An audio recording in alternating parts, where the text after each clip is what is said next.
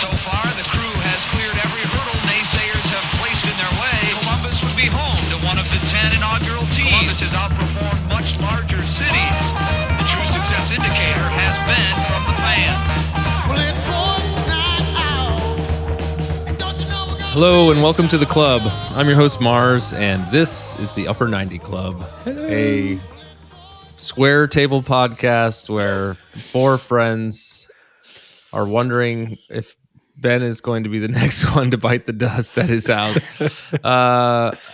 With me in the club here are Mort, Trey, and Haas. Say hi, guys. Hello guys. Ben is Ben said that he is suffering from the same kind of situation that I have been in for the last since last year. Are you coming out of it? I'm still in it. I'm actually still in it. Yeah. I'm sorry. It's all right.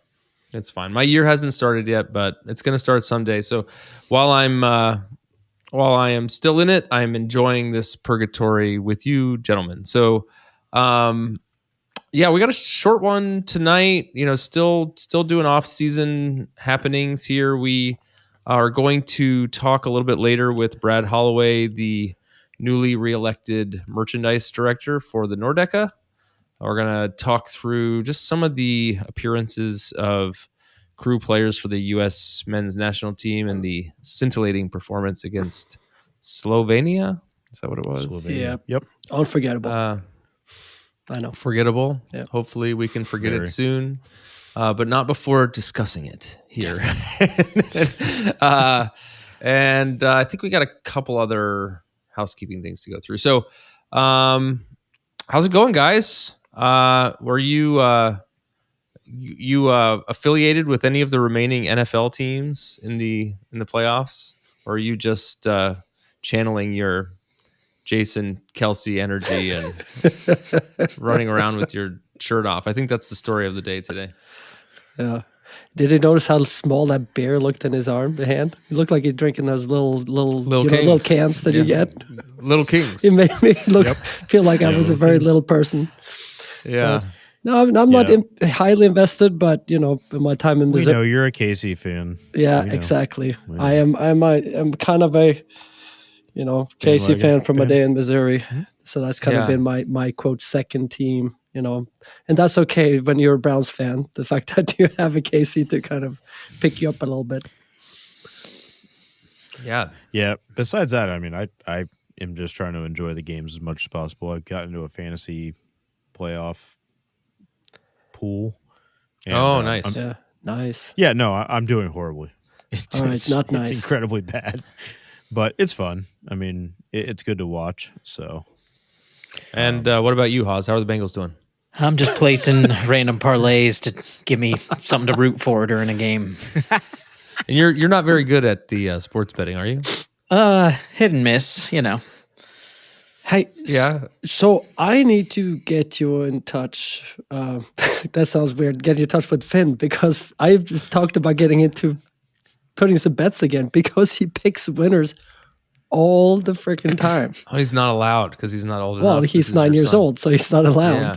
But my thing is, I started thinking, it's like, oh yeah, tomorrow so-and-so's going to win, and they're going to win by this and whatever else. And he is shockingly close very often. So... Does he take a cut? No, he doesn't have to know. I just have to ask him. You're gonna ask him on the sly, like, so if you were betting, what? If you had $5, I don't have to ask him, because he comes over and tells me, it's like, tomorrow's this game and this is going to be the result. It's like, I didn't ask, but okay. I can't remember your exact wording, but I think it was something like mostly right a lot of the time or something. Do you think that's enough to beat the house? Good luck. Good luck too to many you. Parlays, but yeah. Haas, I thought you were way down. Aren't you way down, or is that just in our prediction? That's just in the predictions. I mean, I'm not way up, but I am up. I noticed you're not wearing your shirt. Oh yeah. What gives there? Go ahead. Like 3 to 4 sizes too big. All right. Well, so then you can. Yeah, we said last week you could wear your coat under it. That is a possibility for the first home game of the season. All right. Great. Just wear like a Christmas hat. It's green. The shirt is green. Okay. All right. Well, so let's talk US game here. We saw Morris, Zawatsky, and Schulte all get the start and play the full 90, right? Yeah, it was kind of shocking to see it. And the funny thing, when you looked at FOotMob, they put Zava and Morris together in midfield. I was like, really? that's where you're going to put him? But not surprisingly, he was Zawatsky was in the back. Morris started in middle, and Schulte, not surprisingly, starting in goal. So, what was the makeup of the rest of the team? Were there any veteran players with like more than there a handful was. of caps? I think the only World Cup person was Shaq Moore, at least from the starters. Was Miles Robinson not there? Yeah, I think he was still injured. I don't think he went to the World Cup. Those would be the only two that jump out at me. Yeah, exactly. Yeah, he would have been at the World Cup had he not been injured. But no, I mean, I think over the course of the game, there was 7 players that earned cap, like youth first caps. Don't they call it the cupcake camp or something like that? Camp Cupcake. Yeah, Camp Cupcake. Yeah, there you go. Sounds prestigious. It's pretty much a C team. It's because it's often the mostly MLS players that are either getting there first or trying to work their way into the full team. Well, and in this case, I think go ahead. That's one of the biggest points that we probably need to talk about is that, I mean, you never want to lose to Slovenia. B team, Slovenia. Right. But at the end of the day, this should have been a friendly behind closed doors. Yeah. You know, it's good to get it out in front, but it's really just a money grab. You know, they're playing in San Antonio's USL Stadium. Yep, there was like 10,000 people there, or 8,000 or something. Right. Sell out. You know, I'll watch anything you put in front of me. I'm kind of sick like that, but you know, mostly I was watching this game to watch Schulte, Zawatsky, and Aiden Morris. Like that, and that's really the only reason we're even talking about this right The other thing I feel like they were doing, they keeping in mind the Olympics this summer too. So I think some purposely were brought in. A lot of these guys might be qualify for that squad this summer in Paris. Yep. So that's where the Zawatsky and definitely Morris are 2 interesting ones that I think still are. Or in Schulte, I think are all good for Schulte. That. And I think, I mean, a lot of people probably know this, but the Olympic squad is 23 and under, except for 2 players that are exceptions. Yep. Yes. That can be older than 23. So, yeah. And these 3 guys are, right? Correct. Yes. Aiden, Morris is 22. Yep. Zawatsky is actually 22. The oldest. And he's 23. Oh, really? Yeah. Schulte's also 22. Yeah. But those 3 were 3 of 5 players to go the full 90. Everyone else subbed out. So good to see them get minutes and play a whole game. Yeah. So let's talk. You mentioned the Olympics. Do you think these guys are going to be playing Olympic games? And is there going to be any kind of break this season for the Olympics? Do you know? Because we were going to be jammed on games this year. I don't think there is. That's a good point. So they shouldn't have played well. Yeah. Son of a... If you want the same results that we got against Slovenia, look to the Columbus Crew. Well, again, it's again, it's the opposite, right? Because it's so pragmatic going offensively, and it's like nothing happening, and it's so boring to watch. And I would say Zawatsky Zava was involved from the play out in the back. He was solid for the most part. Schulte and him were involved in the goal, but it was coming off a mistake in the midfield. So they were kind of like chasing home, and it was not. They didn't do anything wrong. They could possibly have done better, but it was nothing really at their fault for the goal that came in that way. And I think Trey, we talked about this, how Morris kind of like he was taking a little bit of time to get into it, but after 10 minutes and in, he might have been one of the better players on the field, right? They didn't really. From what I've heard, different podcasts and other analysts speak, nobody's really talking about it. But I thought Aiden played incredibly well. He played a lot like he does for the crew, for Nancy, where he just is always there. He's always stopping the counterattacks. So I'm hoping that this translates into a little bit more of a few more senior team call-ups and more than just the Olympic squad. Yeah. And we said that this was a friendly. It was a friendly. Maybe it could have been considered even less, almost like a scrimmage, right? But correct. But there was there was money to be made, so it was. But I don't know. After watching the crew this year, what are you thinking about Bearhalter ball? We still on board, or well, is this not Is this not a fair representation? We haven't had a Yanks podcast in a while, but I think we're 50-50 on this. Yeah, we're a little 50-50 on here. Even. The alternatives is always the question, but it's something about if you look at how many goals this U.S. team is scoring and they don't look ever really dangerous. That is my concern. They're not scoring. Yeah, they're not scoring. They're not creating a lot. It's. I guess he went out and said they had pretty good what do you call it? GX score or whatever. What do you call it? XG. The XG. Expected goals. Yeah. Yeah. No, I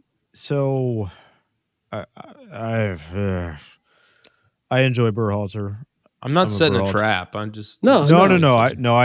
I'm a Berhalter apologist. Like, I will still stand on that hill. Yeah, no, I think he had a very good period here, and of course with the I'll crew. go back to 2 points. One, at the end of the World Cup, and when we were discussing whether or not he should remain as the coach, I said no. I think his time was up, and I still believe that. I think they should have replaced him when they had an easy out. Yep.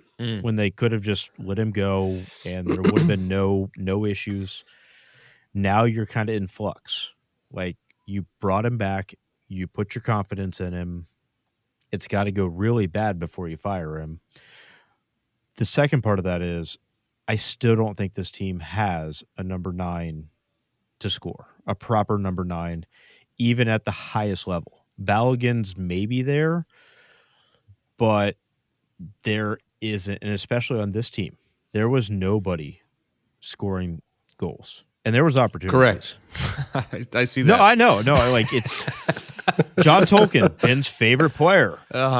Shot wide in the last 5 minutes twice. Yeah. I mean, way wide open. Yeah. His favorite but there was player.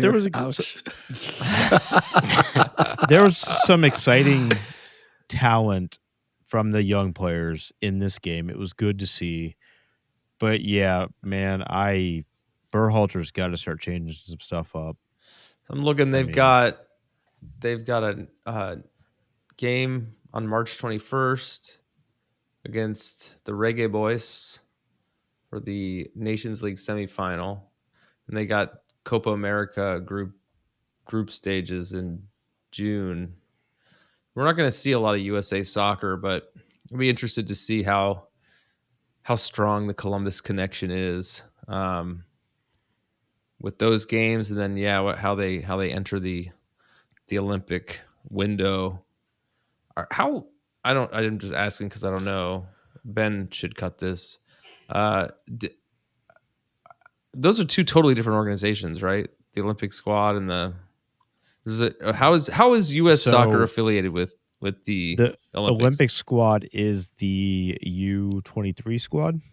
Okay. Plus 2 overage players that Matt said earlier. It still belongs under FIFA and all that stuff. Yeah. Okay. So it's still like the coaching infrastructure is all the same organization. I don't think Bearhalter would be there coaching it. They have their own coaches for U23, U19, U16, whatever. Yeah. Okay. Well, we'll see how these guys get used this year. Hopefully, it does not impact their ability and capacity to support our team in our campaign this year. And if it does, I'm sure we'll be talking about it at great length. And there is not an Olympic break built into the crew schedule that I am seeing. The only thing would be is if it is between June 1st and June 14th. The soccer tournament usually runs like the longest. Like, don't they even play soccer games like before the opening ceremony? Yeah, they normally do. Yeah. Because I think the Olympics is officially just for 2 weeks, isn't it? Yeah, it's shorter than the World Cup. But all right, well, we'll see. Okay, so let's take a quick break here. When we come back, we'll get into our discussion with Brad Holloway with the Nordecke. We'll be right back. Girls, come to story time. In the great green room, there's a telephone and a red balloon. Please don't do this. Goodnight Moon is for babies. It's a board book, dude. Okay, fine. What's it gonna be? You guys pick. Okay, we love this one. Oh, A Massive Collection Volume 1 by Steve Sirk. You know, this is the first wide-ranging collection of his work. It features long-lost stories dating as far back as '97. It has a lot of popular favorites from over the years, too. Well, what is Volume 1? Like it's quiet? No, it means it's like the first of a larger set. Oh, okay, so where's the next one? Well, it's funny that you asked that, because Volume 2 just came out. You can get it at Steve Sirk's website, sirkbook.com. It'll also be available on Amazon, Barnes & Noble. Links will be available at some We are not point. listening to you. Just go order it. All right, we're back. With us in the club is Brad Holloway, the newly reelected merchandise director for the Nordecke board. Brad, welcome to the club. Hey, thanks for having me, guys. I'm excited to be here. Yeah, so you are entering your second term as the merchandise director for the Nordecke. Kind of take us back. What's your crew origin story? How'd you get started with the club? My crew origin story is back in the day, back in my freshman year of college, I started doing security for CSC. So I was running the gates and working down on the field and the back lot and everything at Historic, and then kind of got away from it when school and life got in there. And then my current girlfriend, Katie Shear, who's the chairperson of Nordecke, when we started dating, she's like, look, if you want to see me from February to November, you're going to have to like stalk her. And I was like, all right, I'll spend time with you on the weekends. Here we go. And jumped in. And then 6 months later, I was asked to fill a vacant position on the board and have been there kind of ever since. Okay. And when was that? That was the 2021 season. So the first season at the new stadium. Okay. Nice. All right. And then when were you doing the security work? The security work was back in 2006 to like 2010. Yeah. See, I wonder, like, we must have been on different sides of the stadium than you, because I can think of some instances where Haas definitely should not have been allowed to stay. I won't recount those on this interview because I respect you, but not me. There are some questionable exchanges that one with Thierry Henry, in fact, that should have had him tossed. But anyway, okay, so great. So and then you got involved in the Nordecke through Katie, but you're the merchandise director. What is that role? I mean, we actually talked to another candidate for this role few weeks ago, but kind of talk through what from your standpoint, what's the merchandise director and how have you filled that role last year? Yeah, the merchandise director, not only should they be out there getting new merchandise out and everything, but also trying to drum up memberships and designing and coming up with the membership kits that go out, the swag bags, so to say, that go out, coming to those and driving those and getting them out there, as well as for any high profile matches, coming up with merch and everything, like we did for Heller's Reel with the Heller's Reel sticker sheet we did last year, where members got to design. It was a contest. Members got to design stickers, and it was voted on by the membership base, and the top 4 winners got their design put on these reusable stickers that are then sold to the memberships and the general public.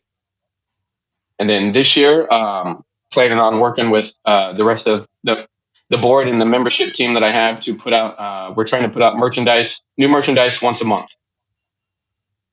Okay, so the Nordecke.com has a e-store, a digital storefront, right?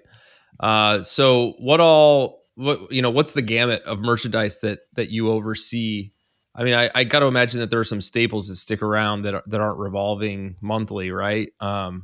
What's that makeup? Yeah, so on the website we've got everything from old CSU scarves, CSU T-shirts to the Nordecke 10-year anniversary scarf with all the supporters groups on there, to leftover scarves from previous membership kits, to Nordecke ceramic coffee mugs that we have, to Nordecke.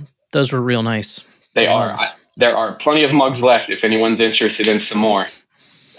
We've also got Nordecke car magnets, stickers, pride flags, pride bandanas. Just kind of run the whole gamut. If you think it, we probably have it. Okay. All right. And then I took a peek on there earlier and saw like some of the T-shirts look like some like homage designs. Am I imagining that, or are there partnerships at play? Nope, there are some homage designs on there. Well, in addition to homage, we also partner with Supporter Supply. They are the ones that have designed our merch kits the last couple of years, as well as some of the scarves and merchandise we have coming out this year. We're partnering with Supporter Supply to get those designs out there and really help local businesses is kind of my forte. I wanted to stay local and support local, and just kind of grow the fan base with the local businesses and get them involved. Yeah. Supporter Supply is a frequent sponsor of our show. Upper 90 Boys with a Z is our promo code. Free shipping.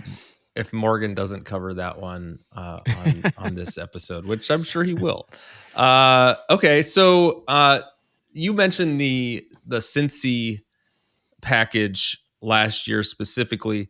What other things did you do last season? Like, were there challenges that you overcame, or like what kind of talk us through what last year was like, and then I want to hear kind of some more about what your plans are for this year beyond the revolving merchandise plan. Yeah, so last year some of the challenges we faced were the quick turnaround times of trying to get the designs all finalized for the sticker contest and make sure that it got from the artist to our production facility and then back out to the public on time so they had them, as well as partnering with the scarf manufacturer that we had, Global Scarves, to get those all turned around and get out there. So really just trying to make sure everything lined up and everything was in place and we're able to get them in from our suppliers and then turn around and get them packaged and sent back out before the match. And this year, in addition to the revolving merch that we're going to have, we'll have the staples, but we're also going to go to the memberships, go to the Nordecke members and really get them involved and have them design merch that they want to see out there, and then use their designs with either Supporter Supply or homage or really anyone else that wants to be involved to get those designs out there to support the local artists as well. Yeah, I bet there's some really creative people that's a part of Nordecke. It'd be cool to see some of those out there for sure. Did the extended season kind of cause you some extra stress? I mean, like there was some short turnaround on some of these days between games, and if there was some merch or anything you wanted for like the playoff or. Yeah, the playoff run was extremely challenging to make sure that everyone got their those that purchased memberships during the playoff run to get their merchandise out to them before the run, so they had everything that they wanted. For people purchased Hellas Real scarves for the ECF, and so to get those out in time to make sure they had them. If they weren't going to ship on time, I took probably 15, 20 of them with me actually down to Cincinnati for the Eastern Conference Final, and personally texted everyone that still had orders out there and said, hey, I'm here at Cobblestone, or come find me. Here's my number. We'll meet up to make sure that you can get your scarf and anything else that you had to have it for the weekend. Nice. Yeah. So, sorry. So do you get to enjoy the games still? Like what's your current game day experience like? I do get to enjoy the games. Have the tailgates beforehand where kind of get to socialize with everyone. Then the first half of the game, I'll spend it hanging with friends and Katie and everything. And then the second half, I usually capo. So I'm usually up on the stand capoing in the second half, kind of enjoying and keeping everyone in the game for the full 90, 120 minutes, however long we may go on some of those. Yeah. Yeah. But do you have a mirror for that so you can actually see the game, or since you're facing the wrong way then, right? I get little peeks on the overhead screen there the best I can. And when something really good is going on, I'll try to turn around, and most of the time I'm catching the tail end of whatever happened. So I was not. Did you capo at all during the final, the MLS Cup final? I did, yes. So I wasn't there, and I'm sad to say that. But what the overwhelming response that I heard about the crowd experience was just how in sync everyone was, and how everyone was on their feet and just really into it. But the synchronization thing that's a real challenge to overcome. Do you have any insight as one leading those chants how that happened? Was it like a visual thing, or what's your hunch? Yeah, so because it wasn't the traditional setting where we could have everyone together, then we kind of had different capos and Nordecke members spread throughout the stadium. That not only did we have the usual signs we have on the capo stands, but we made 2-stick banners of some of our more favorite and easy chants for everyone to pick up on. And when we got to those, we'd hold them up so everyone on the other 3 sides of the stadium could kind of see them and follow along with us. Okay.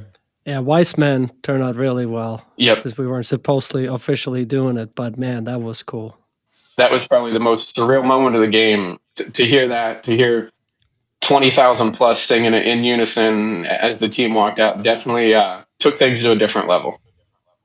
Yeah, I've rewatched that a few times. Oh, I have too. I've done and the end with the Nancy interview at the end, I've probably watched like 4 or 5 times. Okay, so getting back to merch, how active are you? Do you feel like you're more coordinating, or are you a creative force in the merch? And if you are a creative force, what or not, what's your dream merch piece that you want to see put into the world this year? I'm kind of more on the back end logistics side. With my full-time job being in logistics, that's kind of where I thrive. I really reach out to those around me and those in the membership base and in the public to help with the creative side of things. I want to use people's strengths where they're at. Being creative is not mine at all. Yeah. And the dream piece is something I've been working on for a while. Because I don't think I've seen it out there in the years that I've been following, is a Nordecke style baseball jersey. I just think it would be something that would be sweet, easy to get out there, different than what I've seen with others, with other clubs and other supporter groups in the league. And I think it would really make us stand out.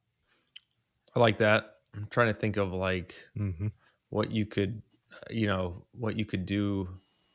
Could you also do a full kit and get the baseball the pants? And would you go old school, the really baggy pants?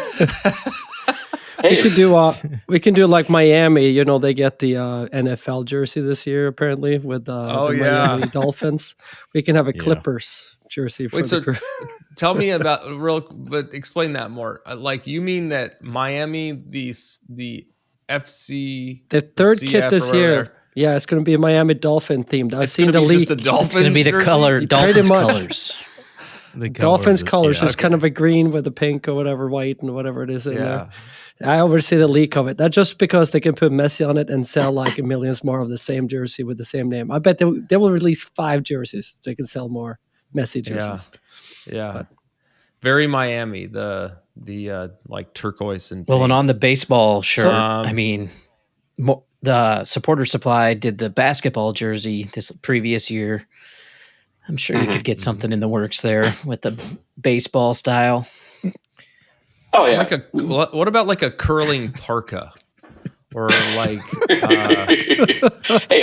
if there's demand out there, if the public wants it, we'll find a way to make it happen. Yeah. Okay. Congratulations on your your what do you say? The one more election. year. One more. Thank you. You're now term limited. Did I understand that correctly? I believe so. Yes. Okay. All right. Well, so congratulations on the election. Nordecke memberships go live February 1st. Yes, sir. Is that right? Yep, they go live and then February 1st. And specific to this episode and to merchandise, there is some deep discounts on the existing merchandise on the digital storefront now, right? You said before we started recording here, 30% off for Nordecke members and 20% off for the general public, right? That is correct. Yep. Through Friday, we're having a site-wide sale on pretty much everything we've got there except the hot chocolate bombs and supporter supply items. Those are full price. Yes. Yep. Because it's still Friday. cold out. It is still cold out. It's Friday the 26th of January, 2024. Yeah. Yes. Thank you. 2024. Yeah. So for any of you listening back into the archives, you missed it. You missed your shot. I have a quick follow-up question to something you said there. When you are reaching out for opinions or artists or designs or whatever, what are you using? Just the Nordecke like emails you get from the website? Is it on specific social media platforms? I was just curious how that happens. Yeah. We're reaching out on most of the through the Nordecke channels. I'm working with our comms team to get it put in the weekly emails to put out on Facebook, Twitter, Discord, all the socials out there, kind of reaching out with it, working with them to get it out there, and then boosting it kind of on my own private Facebook and social medias, as well as in the Nordecke discussion group, support the crew group, and through the different supporters groups that are out there. Cool. And for those who want to follow you on social media or the Nordecke broadly, how can our listeners do that? Yeah, for those that want to follow me on social media, they can find me on Twitter at Scarlet Buckeye 1 or on Facebook at Brad Holloway, and then also on Instagram at, I believe, Scarlet Buckeye 11 on there as well. And then outside of that, well, 10 people beat you to it, man. They saw you had the Twitter cornered and they all rushed for it on Instagram. All right. Awesome. Brad, thanks for making time to talk with us. Congratulations again. And thanks for all the work that you do for the Nordecke. And we look forward to 24 season. Of course. Thanks for having me, and go Crew. Go Crew. Go Crew. Go Crew. Go Crew. Thanks, Brad. This episode of the Upper 90 Club is brought to you, as always, by Supporter Supply Company. Hi, friends. This is your good pal, Morgan Hughes, here to talk to you about a serious issue facing 96% of all crew supporters in Columbus. Why, not enough free shipping, of course. For a limited time now, through the eventual heat death of the universe, Upper 90 Club listeners can use the promo code Upper90Boys. That's boys with a Z on the end of it, at checkout for free delivery on absolutely any order over $10. But Morgan, what if I order $10 worth of stickers, or those goddamned buttons, or some other combination of small items that make you want to kill yourself? Will the free shipping still apply then, even as you curse our family, while you package up our little tiny annoying ass order for us? Of course it will. That's just how much we here at Supporter Supply value our friends at the Upper 90 Club. So head on over to supportersupply.co and use the promo code Upper90Boys. That's boys with a Z at checkout for free shipping on all your orders over $10. And don't forget to tell them that your friends at the Upper 90 Club sent ya. All right, we're back. So before we go, feel like there's been a lot of talk about the Nordecke TicketGate. Is that what they're calling it? I think you want to probably call it the transparency of negotiations with the front office. So tell me more about this, because I not being a regular attendee to games, I'm not buying tickets from anyone. What's going on? So I think the easiest explanation is, as you know, it really came to light this past Saturday. What would that be? The 19th, 20th, the 20th, January 20th. That as of that time period, the Nordecke had not secured single game tickets for resale to Nordecke members. And in the past, if a member wants to buy a single game ticket, you go to Nordecke.com. Okay. You go on a shop, you can buy a ticket. And there's some limit to that, beforehand. right? Like a few hundred, or do we know how, like, I think it was like 250-ish, give or take. A lot of times is what the max was. And that'll be in the Nordecke section, right? Correct. Right. And there's always crossover that the majority of people who stand in the Nordecke are season ticket members and own tickets in the Nordecke already. But you could always go to the website. There was always an allotment. There was always a way to get a ticket. So this is like the modern day version of me buying a $17 ticket from Blake Compton at Ruby Tuesday in 2007. Exactly. Ding. Okay. Yeah. And the Nordecke, per their release, they negotiate those terms with the front office every 2 or 3 years. Okay. And they were partway through negotiations last year, and I think some people left the Nordecke board and maybe the front office. No, one or the other. Was the Kristen Bernhardt left the crew front office or was fired. Whatever that situation was, they were in discussions with her for the planning of the 2024 season. She left. They didn't replace her with anybody. And at this time, they still haven't come to a resolution about the tickets to get a ticket allotment to have for sale on Nordecke.com. Okay. They are meeting with the front office on Wednesday, the 24th, to continue these discussions. So it's not set and determined. Yeah, what's the big deal? I mean, that's the question. Yeah. Okay. Oftentimes, I know a lot of people buy the Nordecke memberships for the opportunity to purchase those tickets at cost, essentially, from Nordecke. Sure.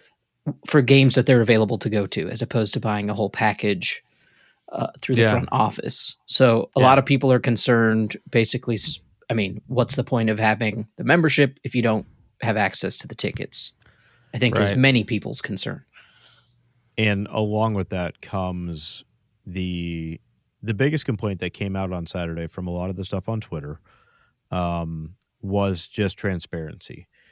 Is that there was a lot of people that knew that this was going on, that this hadn't been secured, and it wasn't talked about. And then I apologize for not knowing the exact number, but 6 incumbents were reelected with this knowledge, and it wasn't disclosed to anybody. Yeah, but it wasn't, from what I understand, it wasn't really hidden either. It was not just... Still not a done deal. Yeah, it wasn't a done deal, but it hadn't been discussed. So if somebody had questions about it, they could have brought it up as a part of that. That's kind of where I said. But memberships have not yet even opened for the year, as we just learned, right? Yeah, February 1st. And these are not, I mean, these are annual elections, but the terms are negotiated triannually or something, right? So, I don't know. Interesting. Well, okay.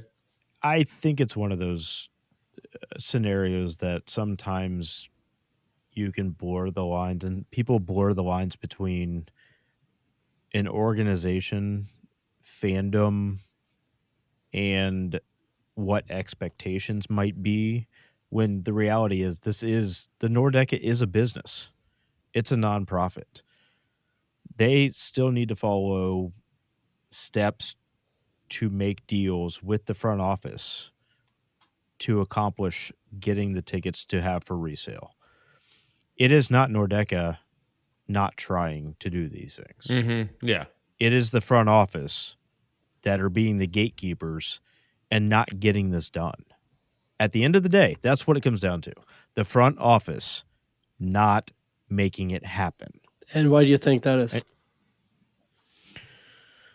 I think They sold out every season ticket this year. I think corporate greed. No, it's a little bit. It's a little bit of that. It's a higher demand on the tickets. Here's the thing. So they know that. Yes. So they have a trade off there. They know the importance of Nordecke, and they probably have those discussions right now. But every season ticket was sold out. They know there are only going to be so many tickets available for each game for resale, and then they have a right to extract their value of their business. I think right along with that comes the discussion that has been since 2017-18. Respect your roots. Yep. Respect your supporter section. Make it available. I completely understand. Like, no, we're not in a scenario where we're able to buy tickets from a third-party construction man at Ruby's. And thank you, Blake, for everything you've done. But that's not where this team is anymore. You're talking about a team that's selling out every season ticket. But it is still incumbent upon the front office to make sure that these tickets are available and to open up communication with your fans. Yeah, and they made it available. The biggest supporter section. And they have made it available for the same price, pretty much. Is there a significant increase in the price on those tickets? No. It has been a little bit of an increase on my tickets. I can say that. So that doesn't sit in Nordecke. So we eating up an increase. So you can say they're giving back just there. Just to take, I try to be devil's advocate and kind of look from the corporate perspective. This is not necessarily what I feel and think. But theoretically, they could just increase that price, right? Yeah. That Nordecke price. If you buy season ticket to Nordecke and break it out per game, what that price is, it's the same price you would pay through Nordecke.com. Yep. Like, you're not gaining money or saving money or whatever you want to say. But the whole hullabaloo on Saturday had more to do with transparency of the board and all this other stuff, incumbents being reelected when they knew this was a thing. And I got to say, like, I'm not putting this on the board. I mean, yeah, sure, they could have pushed harder. They could have been more transparent. They could have said this was an issue before, all that kind of stuff. But they are running a company. You're not going to disclose everything during negotiations. So they came out with a statement, right? They did. So what did the board have to say? Do you want me to read the whole thing, or no? Nope. I mean, we kind of touched on multiple points from it already. Yeah. Matt did a good job of going through it. But I'd say the key takeaway is nothing is done. I mean, they are having another meeting. That doesn't mean it's the last meeting. The first home game isn't until the end of February. So there is time to still get this sorted out. And I hope that ownership does it right, because if you're selling season tickets to people for the Nordecke and they don't know what they're getting into, I mean, it's just not going to be the same supporter section that everyone wants it to be. You want, and the club has invested in supporter relations too, in Ty Phillips, and I know that he's key in helping liaise between these two groups, and I'm sure he's playing an active role in this too. Yeah.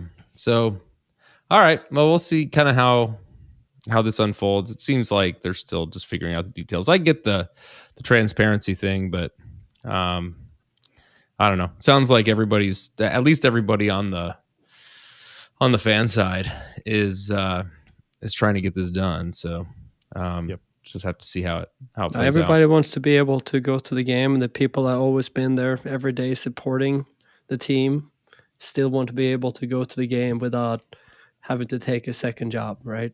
It's kind of the thing about it. And we have to remember that. They've been there. Yeah. Well, and if we want to accomplish things, we got to put pressure on the front office. Yeah.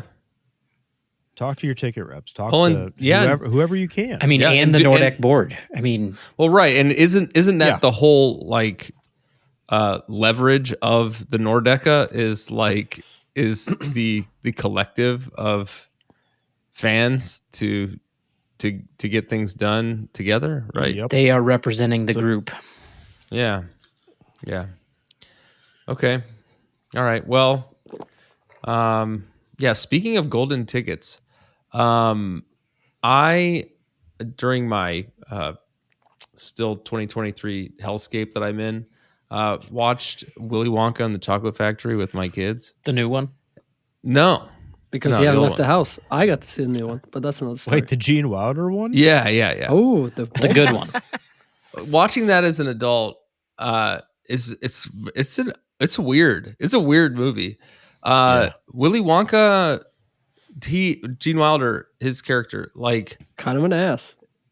Well, he's just non sequitur. Like anything that the kids will say something, and he will just like spout some like just random platitude. I don't, he's pretty detached, which I guess is on brand, but like I don't know. It was just like it was kind of odd. And then the fact that those 4 adults, I was just thinking those. I know where you're going. The 4 people who are not related, like by their children's marriage, does anybody know how long they've been in the bed together? So long. Anybody know? 14 years. 20 years. And it's Uncle explicitly Joe stated. Uncle Joe Grandpa. No, it's not Uncle. Grandpa Joe is an ass. He has 4 grandparents. His 4 grandparents, and they're all like, what? Like they would have deteriorated. Like the boils that they would have There would had. have been bed sores, like crazy. Yeah. I mean, 20 years. This guy said that he hadn't stood up in 20 years. And then the chocolate got him out of bed. I don't know. I got big questions. It was hard. It was hard to like, not just, tear this movie apart while my kids were watching it. Lord. But frightened. Were they frightened at all? Okay. All right. So that's the other thing is like, I knew just from my own experience watching it as a kid that the boat ride to me was like pretty freaky. And when I was talking to my wife about it, I'm like, "Oh yeah, we'll watch the movie. I know the boat ride's scary." She's like, "Oh, all the kids die."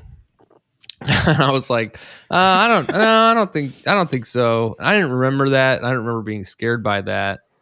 And so we watched the first kid die in the. I think they actually don't die, but like River. Yeah. The guy gets sucked up the tube, and like they didn't. The kids didn't seem fazed by that. Like they were just like, oh look, he went up the tube. And then before the boat thing, I got sensitive kids. I said to them, I was like, this is gonna be a little dark. Just quick, heads up, like because they're young, like 9 and 6. They're watching this, and they had like. The song is like kind of menacing, and there's lots of flashing, like they should have thrown up like a seizure warning on it. But then like in the background, they project all these like bugs and like animals eating each other on the wall. Yeah, it was very trippy. Anyway, oh yeah, 100% trippy. No, yeah, it definitely is weird movie. Yeah, okay, yeah.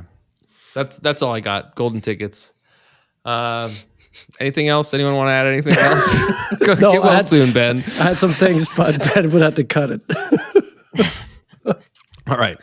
We'll save that for later. Not sure what our schedule is going to be like for the next month, but we are going to be, the team's going to be back here, guys, in a month. So we'll record as things come up, and otherwise, I need to get a Christmas calendar countdown. Oh yeah, like an Advent thing. Yeah. See now that's what we should have talked. And it's on the 24th. About. It's on the 24th. It's kind of on. That's what they should give out with the Nordecke membership. Is for people who sign up on the first day, they get an Advent calendar. It wouldn't be Advent. It would be. We should have ran. So follow us on Twitter. We're going to be doing He'll be out next year for Christmas. He'll be out next year. So, you can run next year. No, we're just gonna do it on Twitter. Like we're Ben's gonna do it on Twitter first. Every Thank day you, we're Ben. gonna post something like that is 24. Ben's all over this. Okay, I love it. All right, sounds good. Well, we'll talk to you guys soon. Go Crew.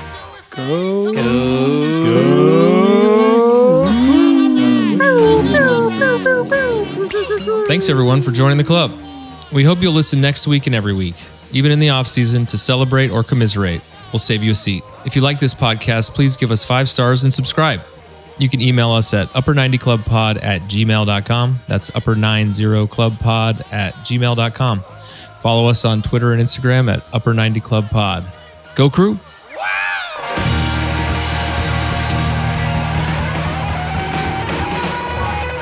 Return to Oz. Return to Oz with the monkeys on rollerblades, Oh, yeah. one-wheel rollerblades.